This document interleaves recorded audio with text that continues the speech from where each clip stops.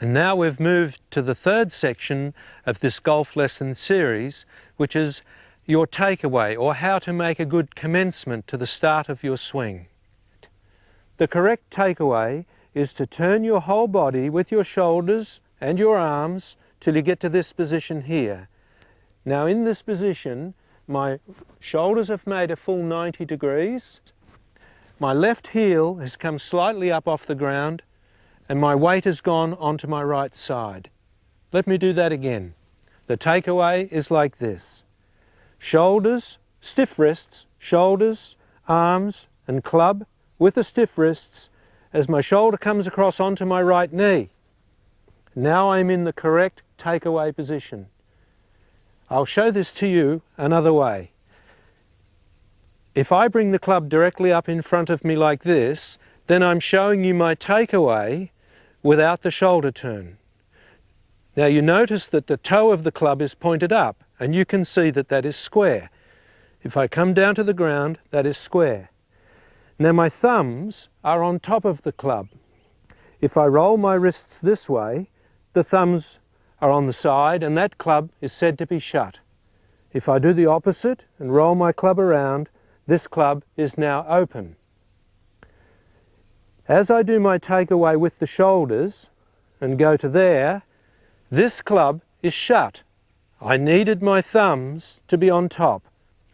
Now if I demonstrate to you again a different sort of swing with my arms folded like this and show you my takeaway, it would look like this. This is not an exercise. It's to show you that because my arms are folded, I had to turn my torso first. The mistake is that when I take up my club now and begin my swing with my wrists or my arms, you see my shoulders are still facing you. As a matter of fact, this club is now under my arm. Yet when I started, the club was in my front. So make sure when you start your takeaway, your shoulders and your arms all go back in one unit, the same as if your arms were folded. Now the next movement in the golf swing is to cock your wrists. My thumbs, which are on top of the grip here, will now move under the club, under the grip, and be supporting the club from underneath. And this is square, so that the toe of the club will be pointing towards the ground. If I roll my wrists from here, my thumbs now are facing you, and that club is shut. This is correct with the thumbs under. Again, I'll show you that another way. If I bring the club directly up in front of me, like this, then you can see that club is square. If I cock my wrists over my shoulder like this, the thumbs are under, you can see that that is square. Now if I just turn my feet and show it to you, like this, and look over my shoulder, you can see this is the correct position for the takeaway and the wrist cock. The overview then for the golf swing is quite simple. From here up, cock your wrists. And from here down, make sure you've included your body the same as if your arms were folded.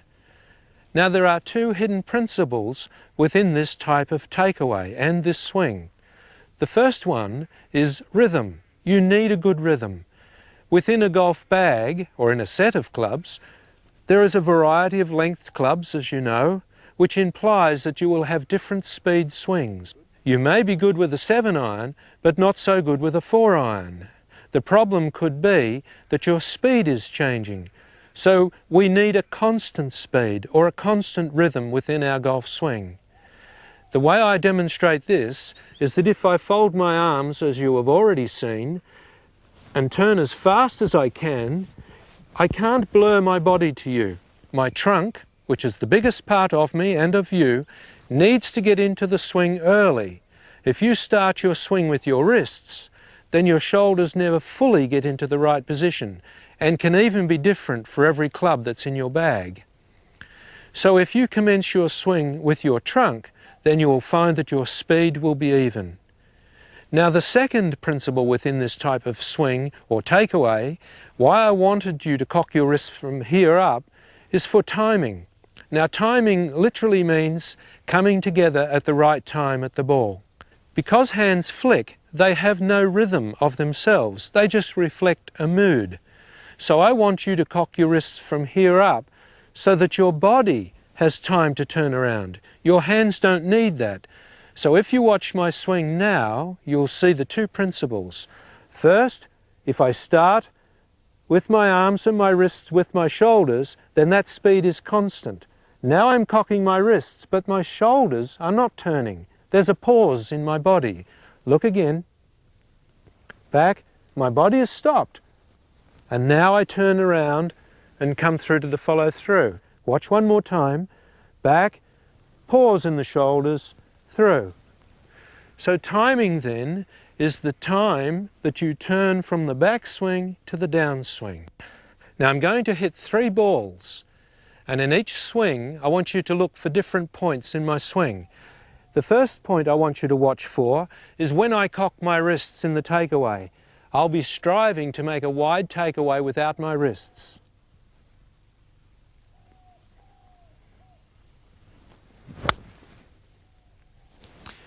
Okay, in the second shot, watch for the pause in my shoulders. I'm not stopping at any time. It's just that my shoulders will be in position early because I will be including them at the beginning of my takeaway. So watch for the pause in my shoulders.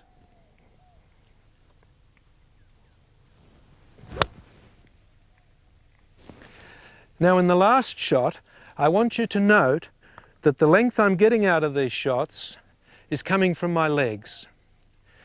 The difficult part about this section is that when I do the takeaway, this is what I said to do. Swing the club back to here. Be careful, don't swing the club behind you. If I put this club across my feet, don't let the club go behind you. If you do, then you are loading your right shoulder.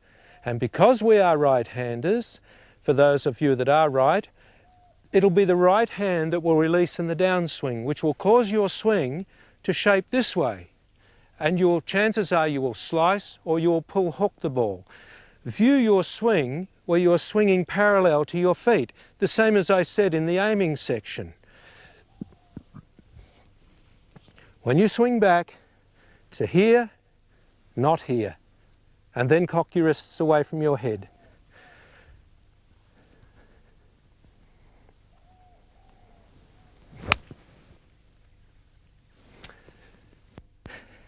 Now I want to describe to you the plane of a swing.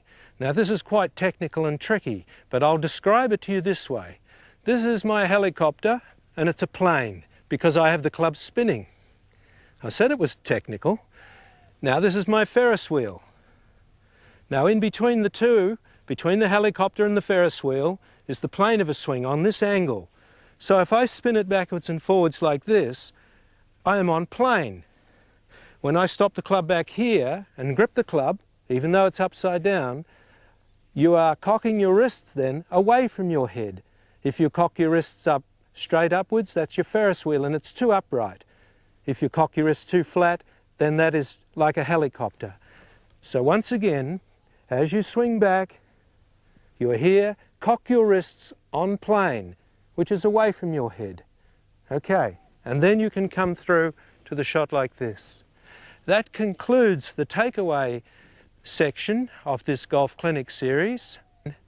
You now know the grip, you now know how to aim correctly and position the ball, and you also know to make the correct takeaway. So if you always grip well, aim well, make a good takeaway, your golf must improve. Thank you. See you in the next section.